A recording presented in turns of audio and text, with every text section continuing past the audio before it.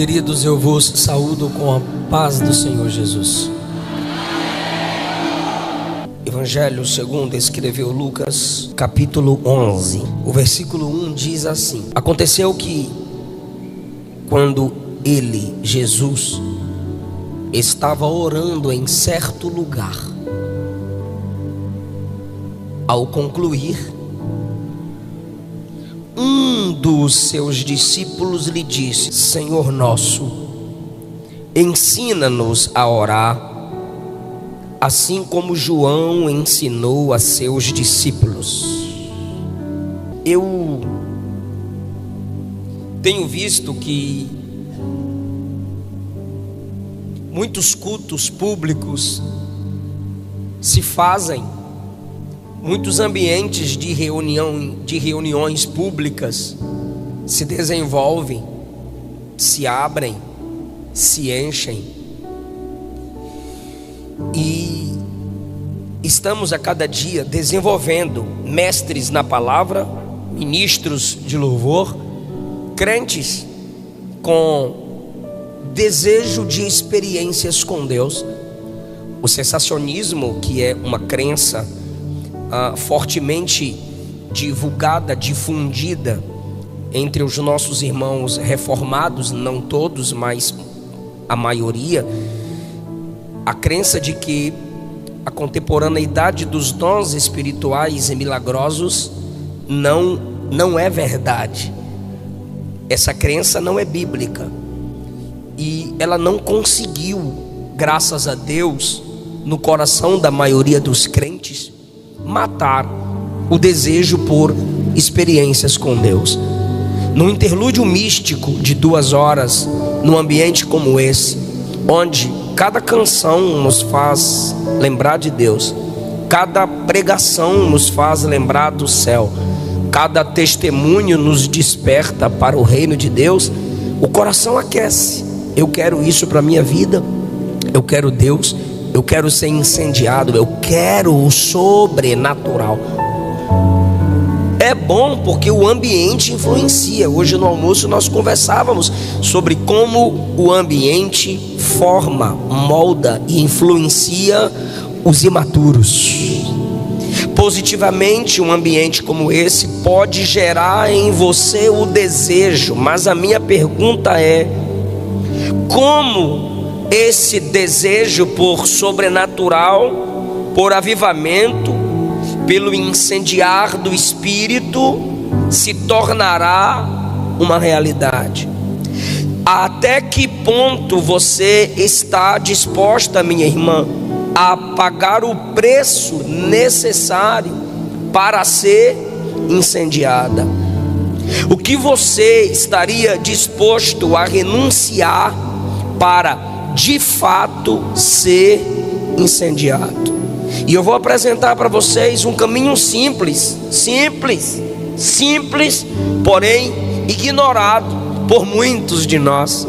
Deus fez o homem simples, mas ele criou muitas invenções, já disse o sábio Salomão. E eu quero falar com vocês subordinado a um tema que é uma pergunta: você ora? Está aqui e não está disposto a orar?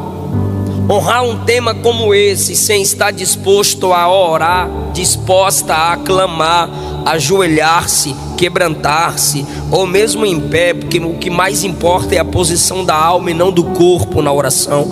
Mas se esforçar para aqui estar, desejar isso e buscar o sobrenatural, ser incendiado e não orar, você está perdendo o seu tempo. Lucas 11 é um registro da oração. O versículo 1 diz que Jesus está orando num certo lugar. Diz que quando ele acabou de orar, um dos discípulos lhe fez um pedido maravilhoso: Senhor, nos ensina a orar. E quando esse camarada pediu para que Jesus lhe ensinasse a orar, Jesus então lhes deu princípios de como construir uma vida de oração. E esses princípios perpassaram tempos e estão conosco até hoje, pois foram princípios de Cristo. Depois, os irmãos que já leram esse texto percebem que no versículo 9, Jesus incentiva a oração.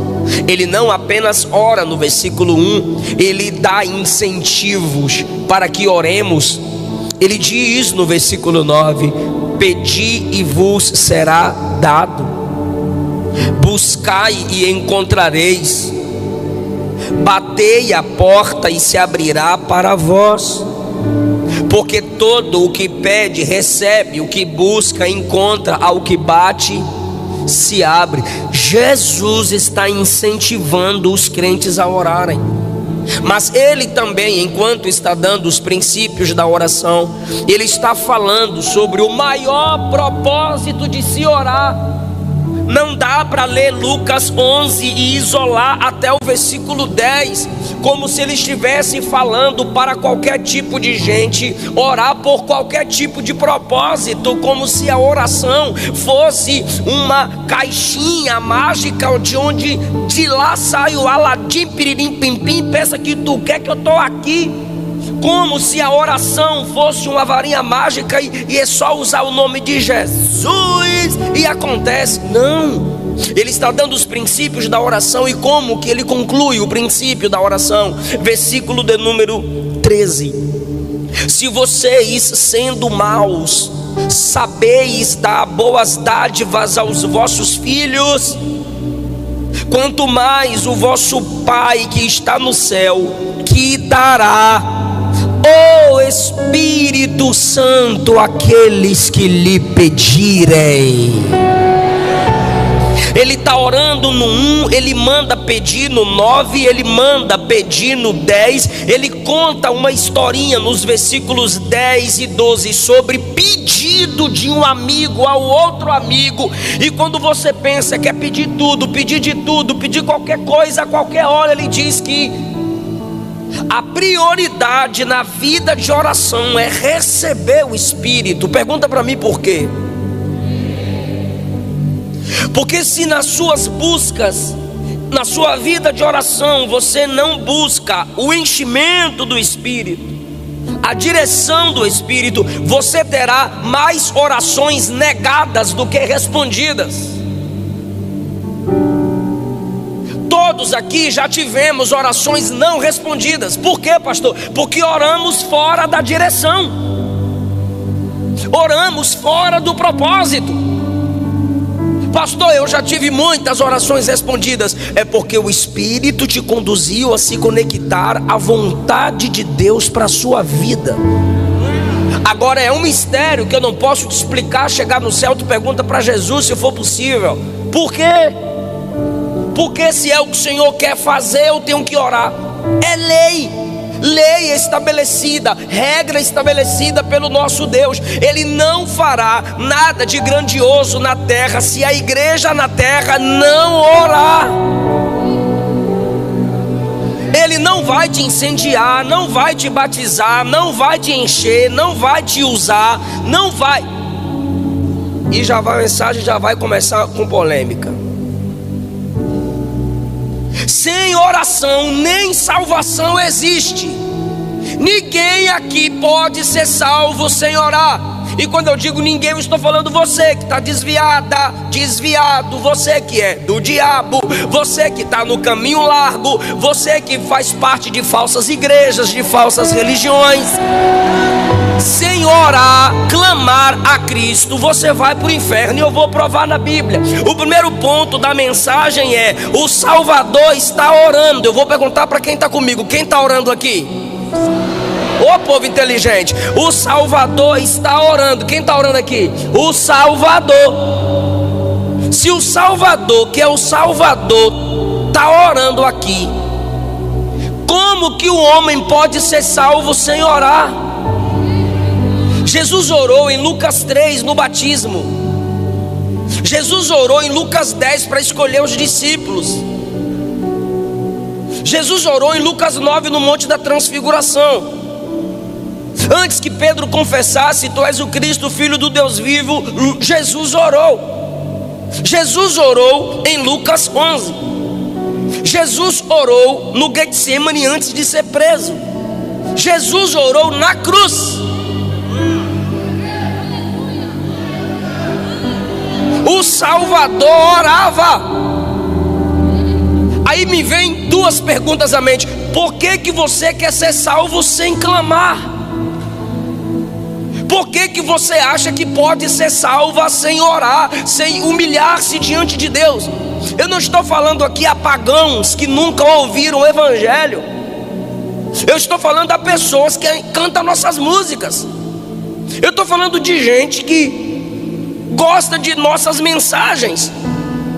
Como que o homem pode ser salvo sem orar? É claro que eu defendo a salvação pela graça. Eu não tenho nenhuma dificuldade de afirmar que ninguém será salvo por suas orações. Mas eu também não posso afirmar que alguém pode ser salvo sem orar. Se o homem quiser perdão de Deus, ele tem que abrir a boca, abrir seu coração e dizer: me perdoa. Pastor, a pessoa pode ser salva sem ler Bíblia? Pode, se ela for cega. A pessoa pode ser salva sem saber hermenêutica e exegese? Pode, se ela for analfabeta. A pessoa pode ser salva sem ouvir pregações? Sim, eu acompanho missionários, sustento alguns missionários, e eles pregam em alguns ambientes, tipo na Ilha dos Cocombas, na África. Só tem culto a cada 6 meses. E quando acontece o culto, a pessoa se entrega para Jesus. Só no próximo 6 meses, aquela pessoa vai ouvir uma pregação.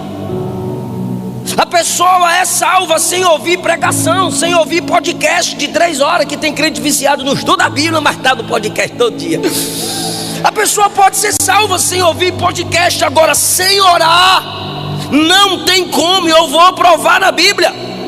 Alguém pode fazer isso aqui pelo outro, por exemplo, comer pelo outro, beber pelo outro, dormir pelo outro? Não, existem coisas que não se fazem por procuração, é cada um cumprindo o seu papel. São coisas naturais que cada um deve fazer por si. Assim é o homem diante do Salvador: ou ele clama por salvação, ou ele vai perecer.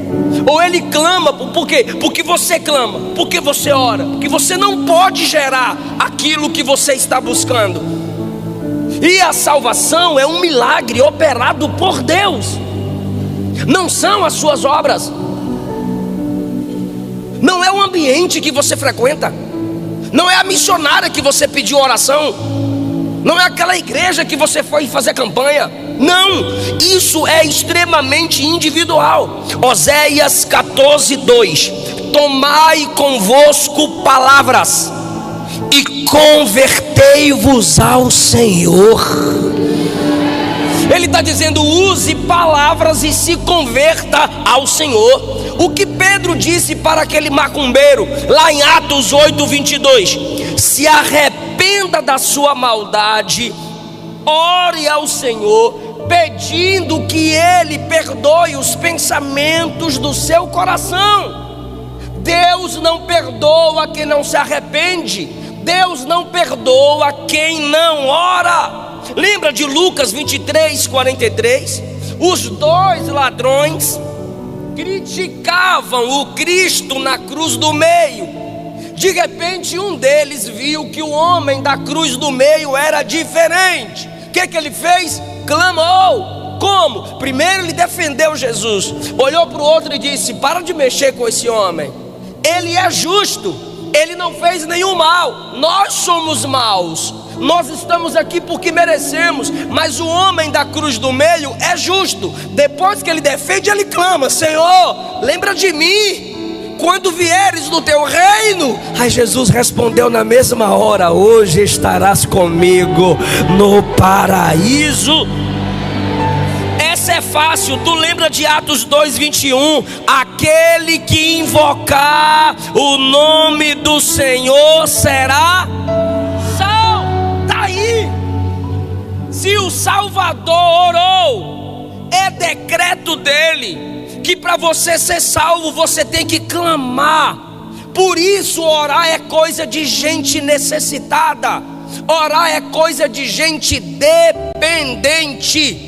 Não adianta você gostar da música, gostar da pregação e não se prostrar diante de Deus em oração, dizendo: resgata-me, salva-me. Como aquela canção: então liberta-me de mim. Esse é o poder da oração. Se nossos filhos não clamarem, não serão salvos. Se essa nação não clamar, não será salva. O Salvador orou. Então me ajuda, hein? Se o Salvador orou, quem quiser ser salvo precisa orar. Ficou horrível, gente. Ainda pedi para me ajudar. Se o Salvador orou, quem quiser ser salvo precisa. Ficou chique. Segundo lugar, quem está orando aqui no 11? Não me estressa não. Quem está orando aqui no 11? Se o Salvador está orando, quem quiser ser salvo tem que orar. Se o próprio Salvador orou, os salvos.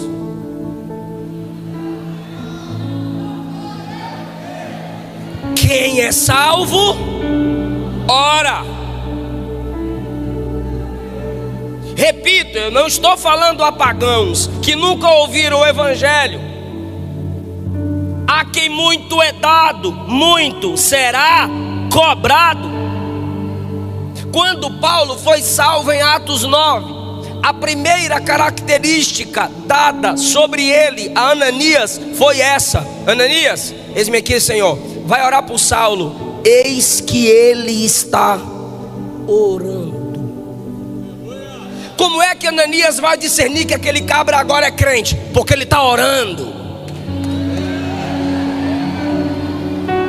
Tu lembra do rapaz lá de Gadara, Marcos 5,18? Jesus expulsou a legião de demônios, e aquele que andava pelado se ferindo agora estava vestido aos pés de Jesus. Jesus olhou para os discípulos e disse: bora voltar de barco. Ele, o ex-endemoniado, olhou para Jesus e o texto diz que ele rogava, implorava: Senhor, me deixa ficar contigo. Porque a primeira marca de quem é salvo é oração. Você ora.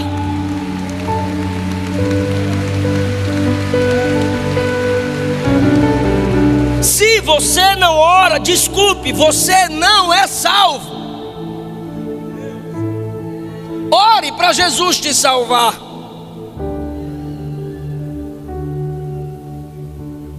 É a marca de quem nasceu de Deus. Escute os missionários e eles vão lhe dizer que em várias partes do mundo, onde houver conversões, como está acontecendo na África, Nova Zelândia, interior da China, Índia, quando as pessoas se convertem a Cristo, no próximo culto elas chegam mais cedo para orar. A primeira coisa que elas fazem em casa é abandonar os ídolos e orar. O primeiro ato de uma criança ao nascer, chorar. O primeiro ato de fé de quem foi salvo, orar. A oração é para a fé o que a respiração é para a vida.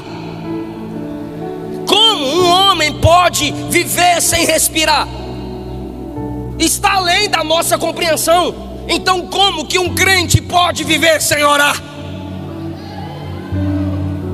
Assuma que tu está desviada. É melhor o inimigo declarado do que o inimigo disfarçado de amigo. Se tu não ora, tu não é crente.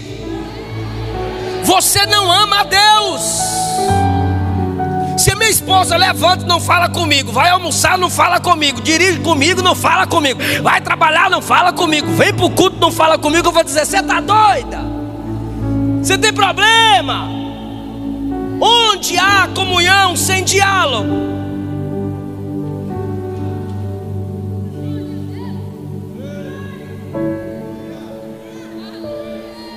Todos os filhos de Deus sentem a necessidade de falar com o Pai.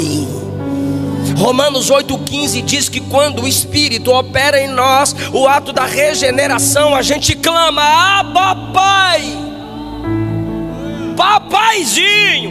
Deus não tem filhos mudos espirituais. Vou repetir: Deus não tem filhos mudos espirituais. Quando o Espírito opera o novo nascimento, Ele abre sua alma e diz: ora, clama, abre a boca, clama a mim, eu vou te responder. Clama a mim, eu vou te anunciar coisas grandes e firmes que não sabes. Você quer ser incendiada? Você quer ser incendiado? Aí eu faço outra pergunta: você ora?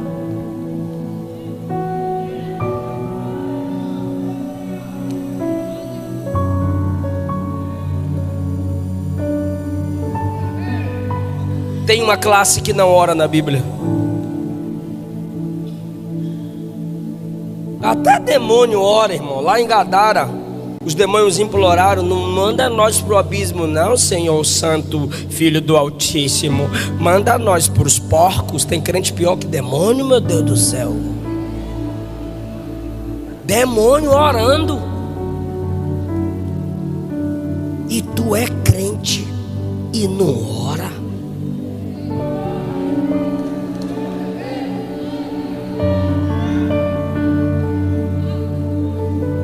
Salmo 14, verso 4 diz que os ímpios não oram. De Gênesis a Apocalipse, os salvos oram. Ímpio não ora. Aí, não é eu que estou falando não, é o salmista lá no 14. Quem não ora é... Quer falar não?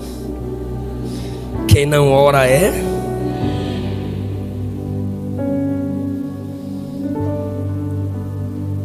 Aconteceu que quando ele estava orando num certo lugar, Jesus tem um certo lugar. Um certo lugar para orar se torna um lugar certo.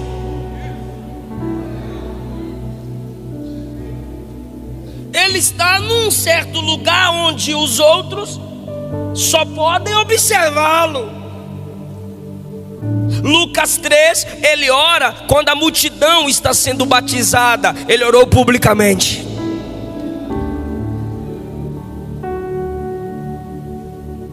Lucas 9, ele subiu o monte para orar com os discípulos. E Lucas 11, ele está orando num certo lugar. Ele está orando secretamente. Você ora publicamente? Misericórdia, pastor, tenho vergonha de orar publicamente. Sangue de Jesus tem poder. Mas quando o pessoal da mídia vê com o celular pertinho assim na tua cara, eu tô...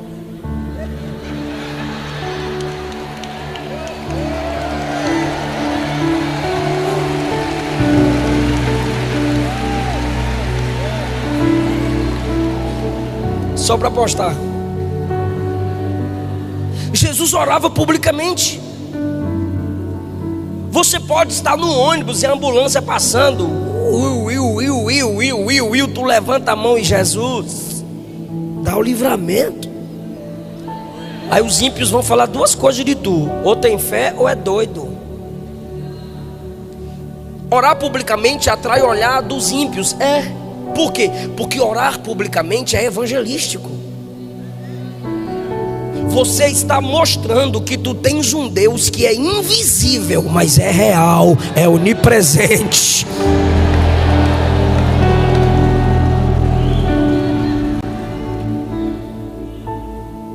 A oração pública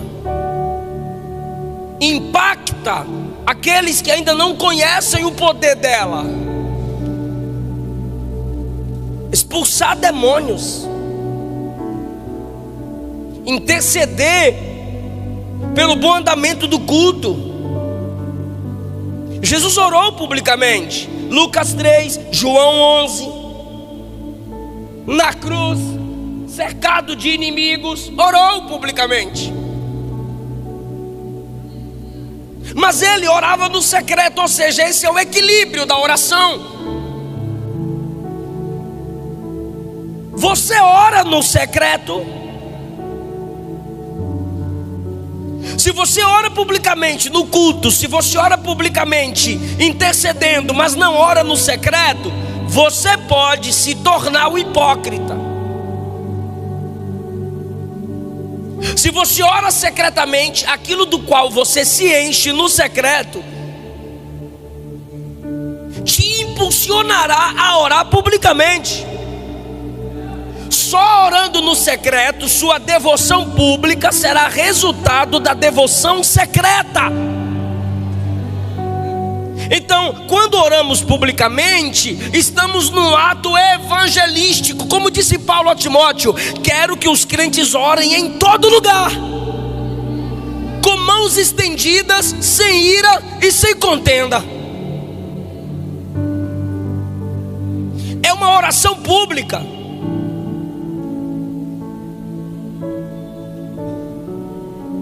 E a oração secreta? Você tem seu cantinho. Moisés tinha sua tenda portátil. Elias tinha sua caverna. Jonas teve o ventre do peixe. Abacuque teve sua fortaleza. Isaías teve o templo. Jesus tinha o monte. Paulo teve as prisões à beira do rio e o navio. Você pode parar a sua moto. Você pode parar o seu carro. Você pode, no intervalo do seu trabalho, ir ao telhado, como fez Pedro, ou ir ao porão de uma casa ou de um navio, sei lá. Mateus 6, Jesus disse: entra no teu quarto e fecha a porta. A palavra quarto ali é aposento, qualquer lugar secreto. O segredo da oração é a oração em segredo. No diálogo com Deus, você vai se desenvolvendo na comunhão. É falar com Deus, irmão. Por que a gente quer enfeitar as coisas? Já vi crente indo orar, querendo pregar para Deus, dar aula de teologia para Deus. Não, irmão, fala com Ele, com todo o seu coração, mas fala tudo. Jesus está orando num certo lugar. Olha essa lição agora. Primeiro é que o Salvador orou. Segundo, ele está orando num local determinado. Terceiro, o respeito pela oração. Ao concluir a oração, um dos discípulos lhe disse: ao concluir, ninguém o interrompeu enquanto ele não acabou de orar. Não importa a intimidade que você tenha com quem está orando, respeite o ato de oração alheio. Isso acontece nas Assembleias de Deus, eu não sei aqui. E eu sou assembleano e isso me estressa. A gente está lá orando com as irmãs do coque. Aí de repente chega uma classe com a baqueta na mão rodando assim, ó.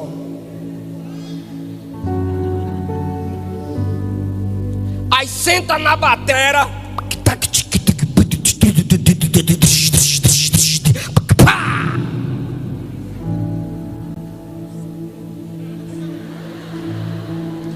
A irmã está orando.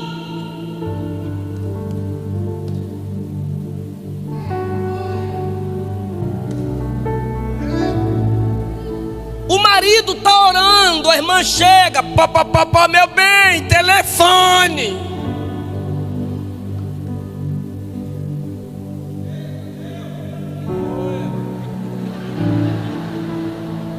corajoso, aí é macho.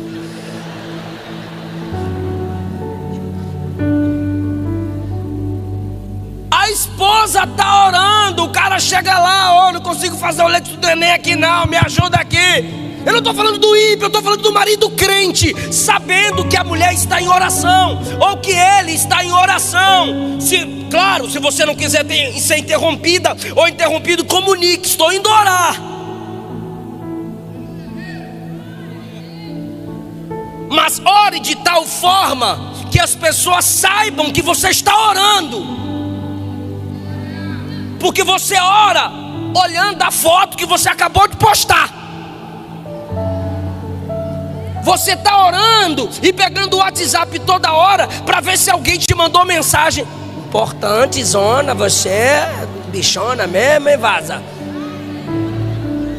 Alguém tem que te mandar mensagem. Como ninguém mandou, tu vai no grupo, vê o que tá, tu tá de joelho dizendo que tá orando. Quem vai te respeitar? Jesus orava de tal forma que alguém olhou e disse: não posso interrompê-lo.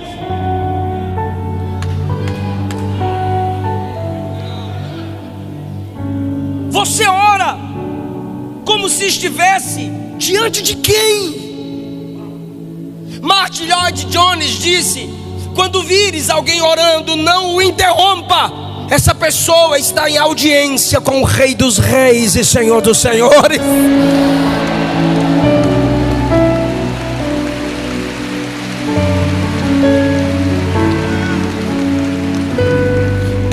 Na sala do trono, irmão, na presença do Todo-Poderoso.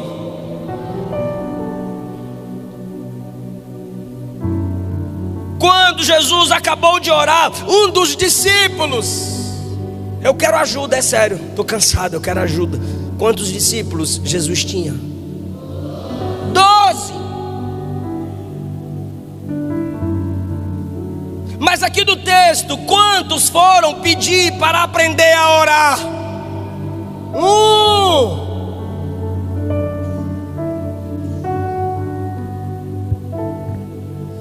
Eu acho linda essa conferência lotada, que coisa chique, que coisa maravilhosa. Vocês estão de parabéns. Mano, olha essa conferência. Amiga, olha essa conferência, amiga.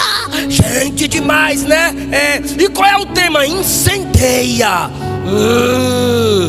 Tu acha que para Deus o mais importante é você dizer que esteve no incendeia? Ou quando acabar o incendeia, sem multidão alguma, você está lá na sua igreja de joelho?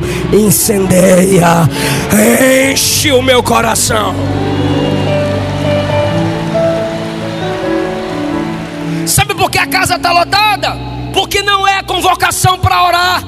Faz congresso, lota. Faz conferência, lota. Traz cantor, pregador famoso, lota. Faz acampamento com piscina e churrasco, lota. Marca para orar. Jesus ficou 40 dias na terra. A Bíblia diz que era multidões. 1 Coríntios 15 diz que ele apareceu a mais de 500. Em Atos 1 até Atos 1 era mais de 500 pessoas. Jesus subiu no 40º dia depois que ressuscitou. 10 dias de oração. Quantos dias? 10 dias de oração. Jesus sobe no 40º. O Espírito Santo desce no 50º dia após ressurreição.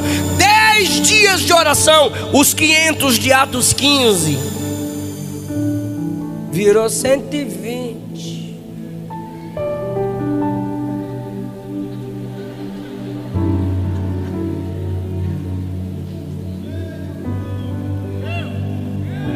Como que você quer ser incendiado se você ainda não reconhece na prática que onde estiverem 2 ou 3 reunidos invocando o nome dele, ele está presente ali? Mas por que é só um que vai querer aprender sobre oração? Porque oração não deixa ninguém famoso. Você conhece gente famosa porque prega. Você conhece gente famosa porque canta. Me mostra alguém famoso porque ora. Porque a oração é o ministério do anonimato. Mas sem ele ninguém cresce, ninguém e prospera. Eu não vim aqui empolgá-los. Eu quero que você se pergunte se tu é crente de verdade. Isso aqui não é um clube para termos pessoas por adesão, é por conversão. Um só interessado em orar. Lembra do início da mensagem? Eu disse assim: a prioridade na oração é buscar a pessoa do Espírito Santo. Por quê? Porque ele te ajuda a se conectar com a vontade de Deus. Sim ou não? Olha que coisa linda, perfeita, gloriosa. Olha que negócio chique. Eu duvido que esse cara aqui é Pedro.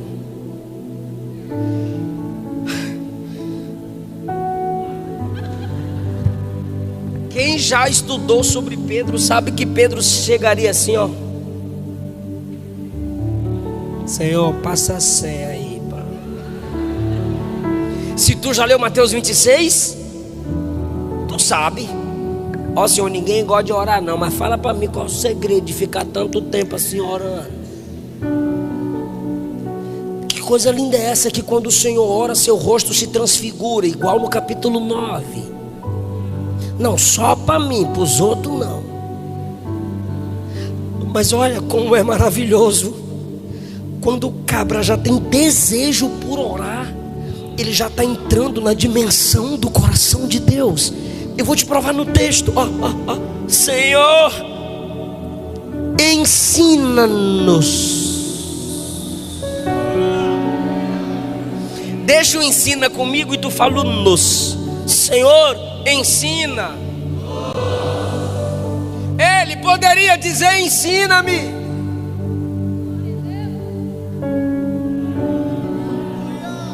Mas ele olhou para Jesus e disse: todo mundo aqui precisa aprender a orar.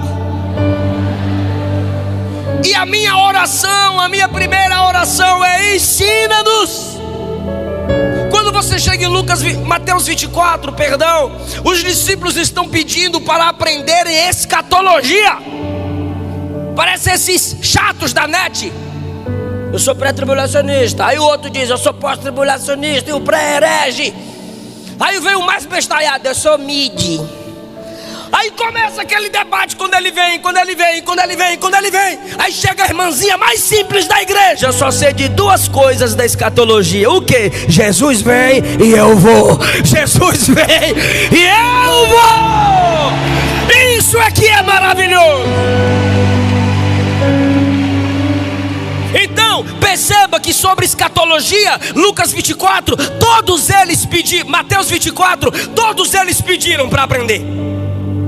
E de política, Atos 1, Jesus disse: vai descer virtude sobre vocês, vai descer poder sobre vocês. Aí todos eles olharam para Jesus e disseram assim: vai ser nesse tempo que Roma cai e Israel é devolvido à glória, né, Senhor?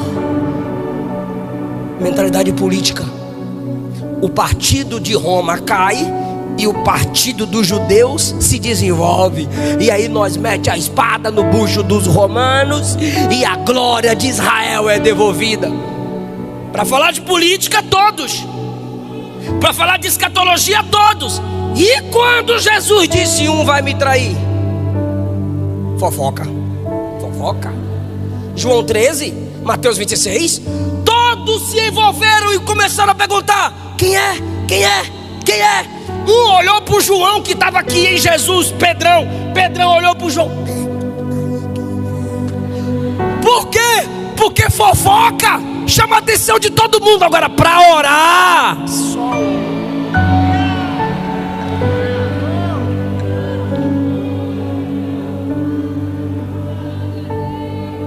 mas olha a humildade dele, Senhor. Ensina-nos. Essa vai ser a primeira vez que eu vou pedir para tu dar glória. Porque intimidade forçada é estupro. Eu não vou forçar tu sentir Deus. Se tu ora, tu já está sentindo o que eu estou sentindo aqui. essa vai ser a primeira vez que eu vou pedir para tu dar glória. Quer ver como é que eu peço? Quem está preparado para dar glória? Então tá bom, continua assim, hein? Olha isso. Senhor, me ajuda de novo. Senhor, ensina. Eu estou dizendo que ele já estava na conexão. Ele olha para Jesus e diz: Senhor, ensina-nos a orar.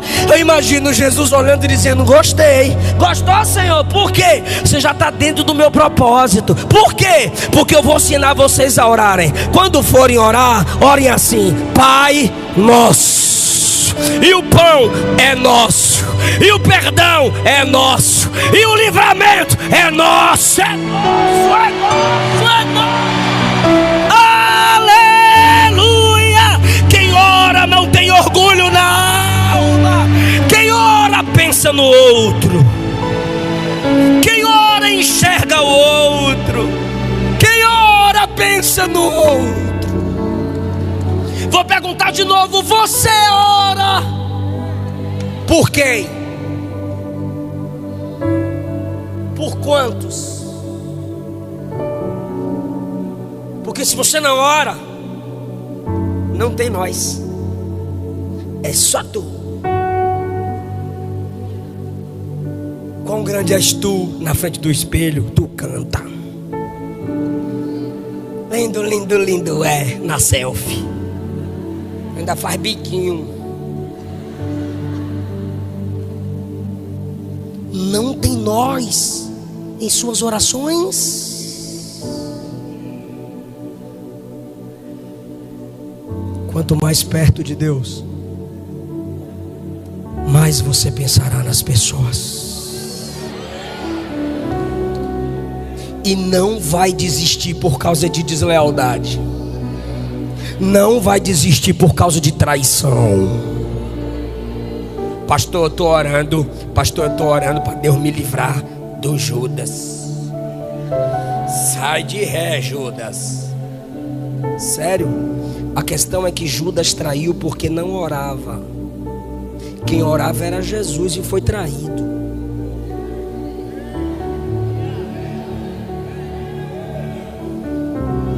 Não entendi, pastor. Eu repito. O Judas que traiu não era de oração. Quando Jesus estava orando no Getsemane, ele estava vendendo Jesus.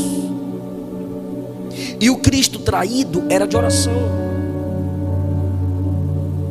Aí você escolhe. Se é Jesus ou é Judas.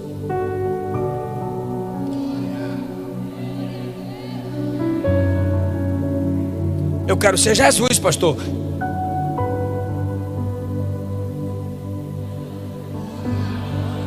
Não é isso que eu ia dizer, não. Vai ser traído. Vai ter deslealdade. Vai ter ingratidão. E um dos motivos pelo qual Deus permite isso é você aprender a não viver sem orar. Não, pastor, mas eu orei e eu sofri com isso. Porque a oração não é para te livrar dos desleais, é para te dar graça a permanecer apesar dos desleais.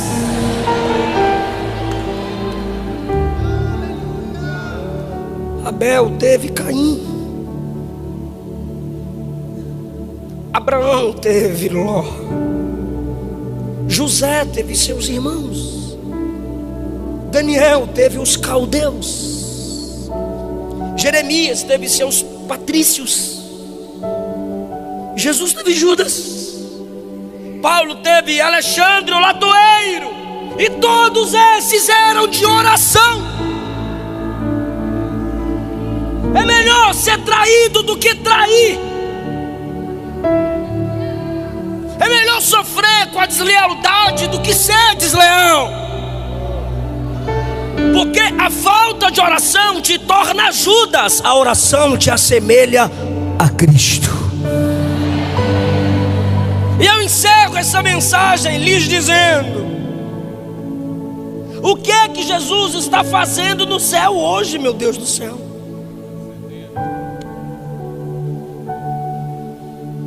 Spurgeon disse: eu preferiria ensinar 10 homens a orar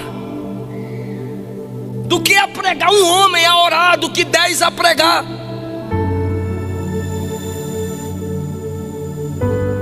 Se humilhe diante de Deus hoje. Reconheça que Deus marcou essa noite para te marcar e te trazer de volta para a comunhão. Você está orando por quem? O Espírito está dizendo a alguém aqui: enquanto você clamar, a porta da graça vai estar aberta. Se você já leu Gênesis 18, Deus falou assim para Abraão: vou destruir Sodoma e Gomorra. Abraão cai de joelho e diz: se lá tiver 50 justos, o Senhor destrói? Deus diz: não. Se lá tiver 40, o Senhor destrói? Não. Se lá tiver 30, o Senhor destrói? Não. Se lá tiver 20, o Senhor destrói? Não. A irmã está entendendo. Vou tentar mais uma vez. E se lá tiver 10, o Senhor destrói? Ele que quis parar nos 10. Enquanto ele estava clamando por misericórdia, Deus estava dando misericórdia. Porque a oração te leva para a fonte inesgotável da graça. Por quem você está orando? A mãe do teólogo Agostinho estava preocupado com sua perdição. E um amigo crente disse a ela: um filho gerado nas lágrimas não se perderá. Deus destruiu Sodoma, mas tirou o sobrinho de Abraão de lá. Você está orando por quem? Cadê o nós nas suas orações? Eu acho que é por isso que tu só ora 3 minutos. Tu não ora por ninguém.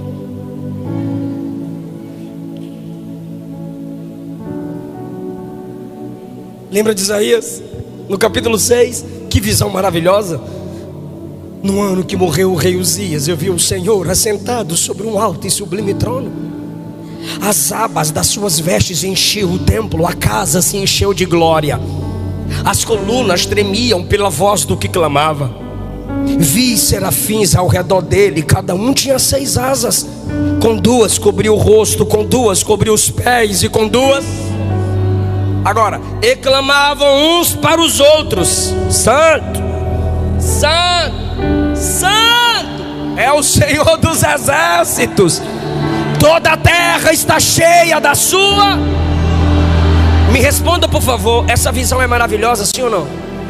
Mas quando ele está diante de Deus, Deus o leva para as pessoas.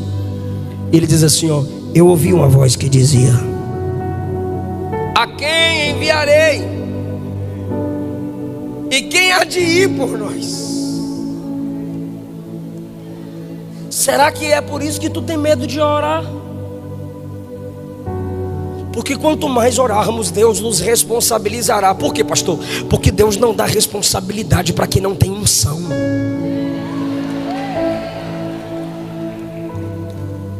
Deus não envia para ganhar almas quem ainda não conquistou o coração dele.